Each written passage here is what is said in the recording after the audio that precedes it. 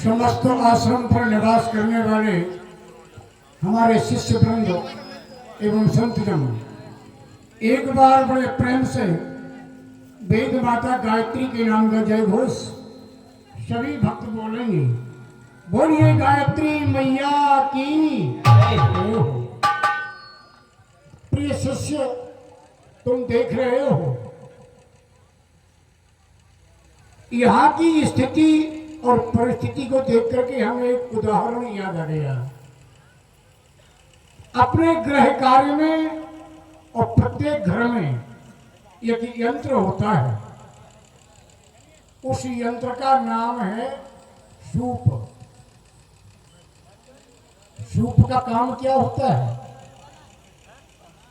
जो अनाज उसमें डाला जाए और माता बहनों के द्वारा जब वह यंत्र चलाया जाता है तो जो सार्थक होता है, खाने योग्य दाने होते हैं वो उस यंत्र में रह जाते हैं, और जो सार्थक नहीं होते, खाने के योग्य नहीं होते, वो दाने अपने आप ही उड़ जाते हैं। तो यहाँ सार रह गया है। कहा है साधु ऐसा चाहिए जैसा सूप शोभाए, सार सार को कही रहे थोता दे उड़ाए। ये थोते सब चले गए, ये किसी काम के नहीं।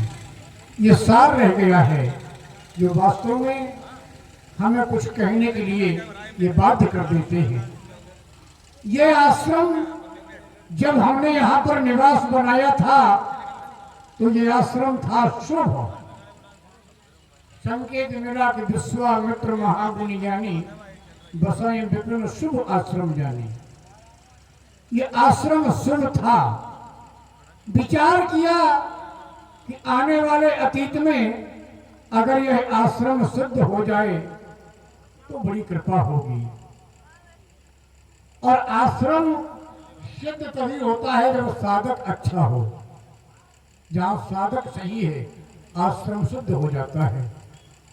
हमारे द्वारा एक संकल्प लिया गया कि हम यहाँ पर रह करके 101 यज्ञ करेंगे जिससे हमारे समूचे विश्व को लाभ मिलेगा।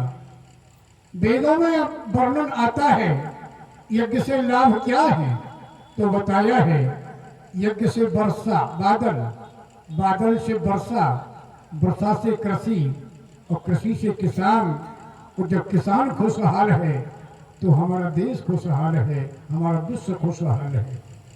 यज्ञ इसीलिए किए जाते हैं। लेकिन प्रिय शिष्य, देख रहे हो हमने 100 यज्ञ पूरे कर लिए, कोई व्यवधान नहीं आया। लेकिन जब भी हम 101वां यज्ञ प्रारंभ करते हैं तो न जाने क्यों ये निशाचर आकर के हमारा यज्ञ विध्वंस कर देते हैं। समझ में नहीं आता ये संकल्प हमारा पूर्ण क्यों नहीं हो रहा है। अब या तो कमी साधक की ओर से है या फिर ब्रह्म की जैसी कृपा। तो आज हम देख रहे हैं दूर दराज तक हमारी जहां तक भी दृष्टि जाती है, किसी भी दिशा से किसी आताताई के आने की आवाज सुनाई नहीं देती। ऐसा लगता है आज शांत वातावरण है। तो क्यों ना हम ऐसे शुभ अवसर का लाभ ले लें, यज्ञ प्रारंभ कर दें। अगर उस विधाता की कृपा हुई तो हमारा 101 यज्ञ ये सफल हो जाएगा और हमारा संकल्प भी पूरा हो जाएगा। वैसे अगर हम चाहें तो राक्षसों को स्वयं समाप्त कर सकते हैं, लेकिन ऐसा नहीं करेंगे। क्यों? तुम्हें तो ज्ञात है जिस समय नंदिनी नाम की गाय को प्राप्त करने के लिए हमने महाराज वशिष्ठ से युद्ध किया, मांगने पर जब गाय नहीं दी तो मैंने युद्ध किया, और उस युद्ध में वशिष्ठ महाराज के 100 पुत्र हमारे द्वारा मारे गए, लेकिन नंदिनी हमें फिर भी नहीं मिल पाई। तो वहां मैंने ये संकल्प किया था कि हम आज के बाद किसी की हत्या नहीं करेंगे, निरर्थक किसी को सताएंगे नहीं। अहिंसा परमो धर्म, ये सिद्धांत मैंने अपनाया है। उसी दिन से मैंने ये व्रत लिया है कि हम अपने इन हाथों से किसी का वध नहीं करेंगे। उसका लाभ ये निशाचर ले रहे हैं, लेकिन ठीक है, चलो हम एक प्रारंभ करते हैं, विधाता की जैसी कृपा होगी। आओ यज्ञ शुभारंभ करते हैं, मंत्रों का उच्चारण करते हुए आहुतियां प्रदान करेंगे।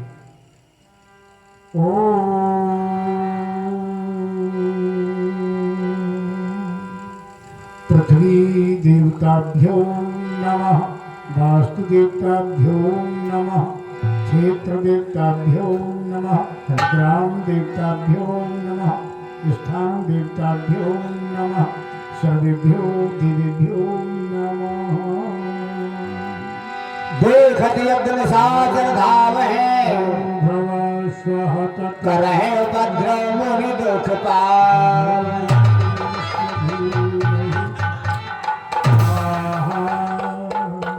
क्या मुझे लिखा है स्वाहा स्वाहा।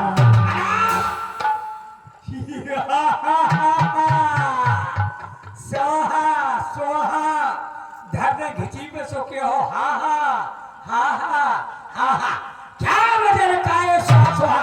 अरे ये स्वाहा स्वाहा बंद करो। क्यों नाहक में घी जलाते हो? खाने को तो घी नहीं मिलता, तुम अग्नि में जलाते हो। स्वाहा स्वाहा क्या मजा आता है। आज के बाद स्वाहा स्वाहा की आवाज नहीं आना चाहिए। नहीं देख रहे हो, मैं तुम्हारा स्वाहा कर दूंगा, मैं तुम्हारा कमंडल फोड़ दूंगा, मैं तुम्हारी माला तोड़ दूंगा, और नहीं माने तो तेरी मुंडी फोड़ दूंगा, तेरी टुंडी भी तोड़ दूंगा। क्या मचाए स्वाहा स्वाहा। भैया क्या है ये स्वाहा? क्या हम ये जान सकते हैं हाँ, आखिर इस यज्ञ से तुम्हारा विरोध क्या है? विरोध ये है, प्रदूषण हो रहा है, लोगों को बीमारी चल रही है, और तुम जितने घी आहुति मेवा बस्ता इसमें झोंक रहे, लोगों में कमजोरी आ रही है। क्या तुम्हारे पास प्रदूषण कार्ड है जो इतना धुआं उड़ा रहे हो? इससे प्रदूषण नहीं फैलता है। तुम्हें पता है खा लो। ये कहो कि वायुमंडल शुद्ध होता है। कैसे? ऐसे हाँ यज्ञ से जो धुआं उठता है, हाँ। ये हमारे समूचे वायुमंडल को शुद्ध करता है। अच्छा, देवताओं को भोजन मिलता है, देवता इससे ताकतवर होते हैं। ये खाने से हाँ, जब देवता ताकतवर कर हो, है आदमी को कमजोर कर हो, तब बखर आकर देवता आएगा। क्या भैया बताओ, मुंह में पानी लगने का देवता है, इंजन ढकावे, क्या पाइप उठावे, जब मनुष्य कमजोर हो जाएगा। इसलिए मनुष्य को खाना चाहिए। वो तो कहती हो स्वाहा स्वाहा। आज के बाद ये स्वाहा स्वाहा की आवाज नहीं होना चाहिए। समझ लेना ये हमारी स्वाहा का गावा है। आज तो मैं तुमको छोड़ रहा हूँ, दोबारा तुमको छोड़ूंगा नहीं। बस बस बस बस, क्रोध को शांत करो। तुम जो कहते हो वैसा ही होगा, अब यज्ञ नहीं होगा। तो ये बात आप ठीक है, सीधे मान जाओ तो ठीक है, नहीं तो हुक्म दे हम। नहीं नहीं, आप कहिए। गाधि तनय मन चिंता व्यापी, हरि बिन मरहि न निश्चर पापी। प्रिय शिष्य, हे भगवान, तुम सोच रहे होगे कि ये आताताई इतना अन्याय करते हैं, लेकिन गुरु भगवान फिर भी शांत है। हाँ, कारण है। एक दृष्टांत तुमने सुना होगा। एक संत भगवान सरिता में स्नान कर रहे थे, नदी में। स्नान करते समय देखा कि धारा के साथ में एक जहरीला जानवर, जिसे बिच्छू कहते हैं, धारा के साथ बहता हुआ जा रहा था। संत भगवान ने सोचा ये जल का जीव तो है नहीं, अगर जल में रहेगा तो मर जाएगा, इसको बाहर क्यों न निकाल दें। तो जो ही संत ने उस बिच्छू को पकड़ने का प्रयास किया, उसने डंक मार दिया, हाथ से छूट गया। पुनः प्रयास किया, उसने फिर से अपना काम किया, हाथ से फिर से छूट गया। ऐसा कई बार हुआ। तो शिष्य ने कहा, गुरु भगवान, ये बिच्छू तुम्हें बार बार काटता है और तुम इसे बचाने का प्रयास कर रहे हो, अरे जाने दो, क्या लेना है। तो संत भगवान ने कहा, बेटा ये इसका स्वभाव है, अगर ये अपना स्वभाव नहीं बदलता तो हम अपना स्वभाव कैसे बदल दें। अगर हम दुष्ट के साथ दुष्ट बन जाए तो फिर हमें और उसमें अंतर ही क्या रहा।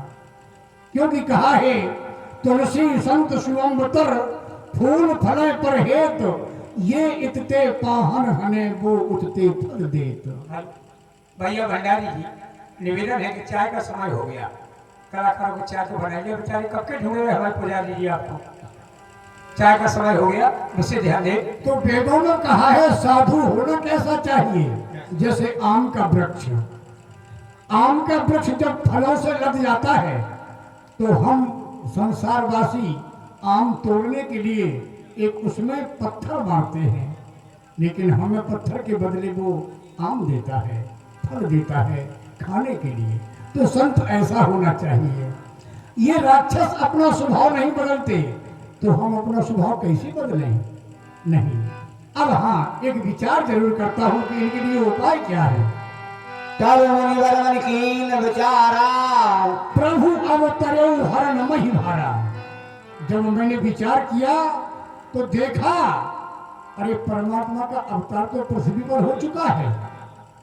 पृथ्वी का भार हरने के लिए ईश्वर धराधाम पर आ गया है।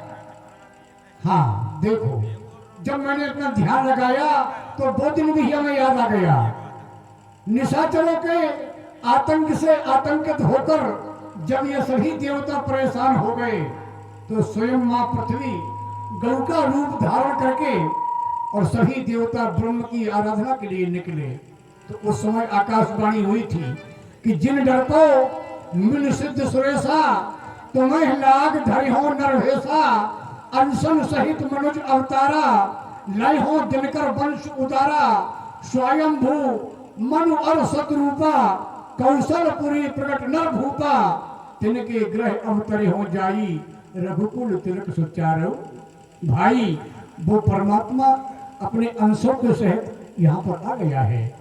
तो अब बहुत अच्छा बहाना मिल गया। सोचते थे ईश्वर का दर्शन कैसे होगा, तो आज हमारे जीवन में ये अच्छा बहाना मिला है, मौका मिला है, समय मिला है। ज्ञान विराग शकल गुण आईना सो प्रभु मैं देखो भर नैना यही मिस देखो पद जाई और कर विनती आनो दो।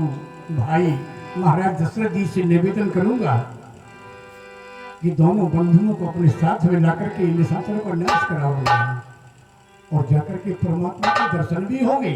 हमारा एक आदेश है, जब तक हम वापस न आ जाएं, आश्रम की देखभाल करना, गौ सेवा करना, जो भी नियम आश्रम के हुआ करते हैं उन सभी नियमों का पालन भली हाथ करते रहना। तो हम अयोध्या के लिए प्रस्थान करते हैं। अवश्य बहुविध कर